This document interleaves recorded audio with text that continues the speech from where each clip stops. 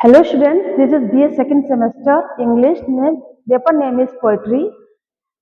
It's me Deepthi Gupta, lecturer of English. Today I teach about the poem written elegy written in a country churchyard. It is written by Thomas Gray, the famous writer. This poem is written in 1742. In this poem, detail about elegy.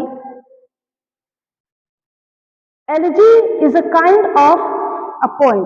Okay, last video में मैंने आप लोगों को elegy के बारे में बताया था कि एलिजी क्या होता है. एलिजी एक शोक गीत होता है जो जब किसी की फ्रेंड या किसी फ्रेंड के अगर डेथ हो जाती है तो उसमें पोइम जो कभी कहता है गाता है उसको एलिजी बोलते हैं. तो वो जब किसी की डेथ हो जाती है तो उसमें जो गाया जाने वाला गीत होता है उसको हम एलिजी. तो ये एक एलिजी है और इस एलिजी में ही इस पोएम की पहचान है. उसका टाइटल ही नेम है कि elegy written in a country churchyard.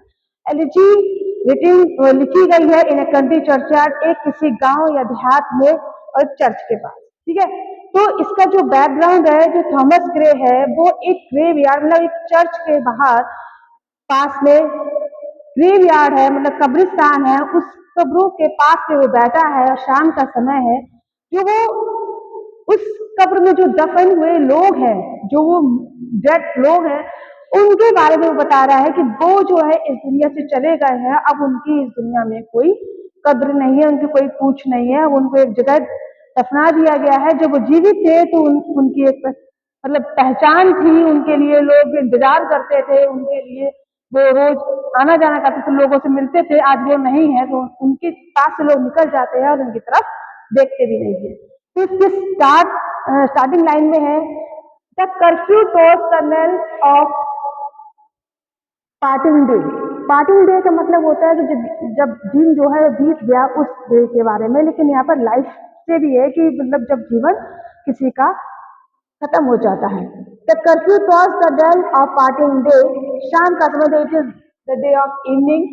The curfew tolls the knell of parting day. घंटी बजती है. The knell of parting day मतलब यहाँ का मतलब है बेल. घंटी बजती है. पार्टिंग डे मतलब कि जीवन जो पूरा जो दिन है डे वो अब समाप्त हो रहा है और लोग अपने घर की ओर जा रहे हैं. The lowing herd wind slowly over the lea. और जो किसान है, खेत जोतने वाले हैं, जितने भी काम करने वाले वर्कर्स हैं, वो अपने अपने घर को अब धीरे धीरे स्लोली अपने घर को जा रहे हैं. The Plowman homeward trout very way. अपने थके हुए पूरे दिन के साथ जो प्लोमैन है, जो किसान है, वो अपने घर की ओर वापस जा रहे हैं. And leaves the world. और इस संसार को छोड़ रहे हैं. मतलब इस संसार जो ये लोग जो कब्र में दफन हुए हैं, इन लोगों को इसी हाल में छोड़ते हुए जा रहे हैं. इनकी तरफ देख भी नहीं रहे हैं और अपने अपने घर की ओर वापस जा रहे हैं. And leave the world to darkness and to me. और मी का मतलब है द पोइट. द पोइट को भी, जो कवि वहां पर बैठा है, उसको भी वो वहां पर छोड़ कर जा रहे हैं. तो जब शाम के समय सब अपने घर पे जा रहे हैं तो कवि वहां पर जो है बैठा अकेला रह जाता है और वो उस चीज पर ध्यान देता है कि जो ये सामने लोग हैं हमारे दफन हुए हैं, इनकी तरफ कोई ध्यान नहीं देता है. Now facts the glimmering landscape on the side. Now fact माने अब धूमिल हो रही है, जो सूरज की रोशनी है अब धीरे धीरे कम होती चली जा रही है. And all the air A सॉलेम stillness hold. और जो पूरे जो वातावरण है गंभीर शांति में परिवर्तित हो गया है. मतलब शाम के समय सिटी में क्या होता है कि शाम के समय ही चहल पहल होती है, लेकिन गांव में क्या होता है कि शाम के समय एकदम से शांत हो जाता है पूरा. सब लोग अपने अपने घर चले जाते हैं और वहां पर कोई शोरगुल नहीं होता है. इसी प्रकार से जो कब्रिस्तान है वहां पर बिल्कुल क्या हो गया, शांति शांति छा गई है. Where the beetle wheels his droning flight.